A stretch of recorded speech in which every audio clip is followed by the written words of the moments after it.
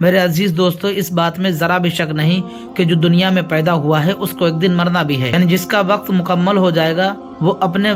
مقرر وقت پر اس دنیا سے رخصت ہو جائے گا، لیکن وہ اس بات سے غافل ہے، زندگی گزار رہا ہے، اس زندگی میں اس نے جو بھی اچھا یا برا عمل کیا ہے اللہ تبارک و تعالیٰ اس سے اس کے بارے میں حساب و کتاب لے، جیسا کہ اللہ تعالیٰ فرماتا ہے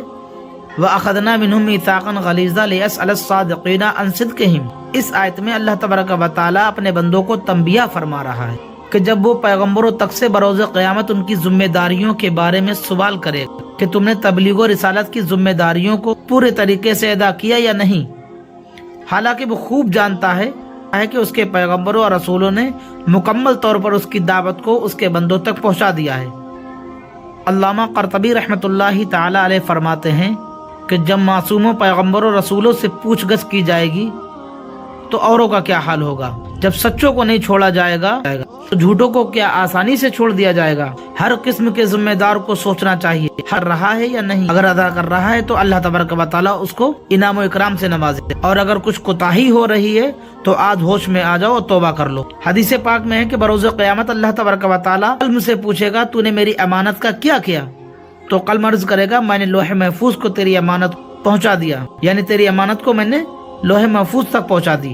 قلم اس ڈر سے ہوگا کہ کہیں لوح محفوظ اس کی تصدیق نہ کرے، اور میں ہے اللہ تبارک و تعالیٰ لوح محفوظ، قلم، حضرت اسرافیل، حضرت جبرائیل علیہ السلام سے بھی سوال کرے، تو یہ تمام لوگ اللہ تبارک و تعالیٰ کی بارگاہ میں یہی عرض کریں گے کہ اے میرے پروردگار عالم، میں نے تیری امانت کو تیرے انبیاء تک پہنچا دیا۔ پھر اللہ تبارک و تعالیٰ انبیاء کرام سے بھی سوال کرے گا، پھر اللہ تعالیٰ امانت کو تیرے بندوں اور تیری مخلوق کے حوالے کر دیا۔ اب ذرا سوچئے، جو دنیا میں آ کے اس بات سے غافل ہو گئے ہیں کہ مرنے کے بعد ہم سے کوئی سوال اور جواب نہیں ہوگا، اب ذرا اب جب اللہ تبارک و تعالیٰ حضرت جبرائیل، حضرت اسرافیل جیسے معصوموں سے ان کی ذمہ داریوں کے بارے میں سوال کیا جائے گا تو ہم جیسوں کو کہاں چھوڑا جائے گا؟ اے اللہ کے بندے، ذرا غور کر اس دن کا جس دن ہر انسان سے اس کے قول و فعل اور اس کی سچائی اور حقیقت کے بارے میں پوچھا جائے گا۔ جہاں انبیاء جیسے مقرب دہشت زدہ ہوں گے تو اپنے گناہوں کا کیا عذر پیش کرے گا؟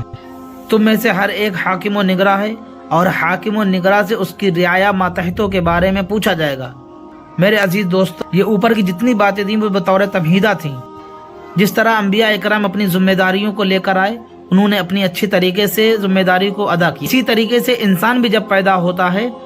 تو وہ بھی اپنی کچھ ذمہ داریوں کے ساتھ پیدا ہوتا ہے۔ اللہ تبارک و تعالیٰ اس کو بھی کچھ ذمہ داری دیتا۔ وہ ذمہ داری اس کی کیا ہوتی ہے؟ جس طرح اپنی بہت سی ذمہ داریوں سے منہ موڑا ہے، ان میں سے ایک ذمہ داری یہ ہے کہ باپ نے اپنے باپ ہونے کے ناطے، ایک بھائی نے اپنے بھائی ہونے کے رشتے سے، ایک شوہر نے اپنے شوہر ہونے کے تعلق سے، حتیٰ کہ اپنی بیٹی، اپنی بیوی، اپنی بہن کو کس طرح آزاد چھوڑا ہے اور اپنی ذمہ داریوں سے منہ موڑا ہے۔ اگر باپ ہیں تو باپ ہونے کے ناطے، آپ شوہر ہیں تو شوہر ہونے کے رشتے سے دیکھیے آپ اپنی ذمہ داری کو، اور پڑھیے یا ایھا النبی قل لازواجک و بناتک و نساء المؤمنین یدنین علیہن من جلابیبہن ذلک ادنی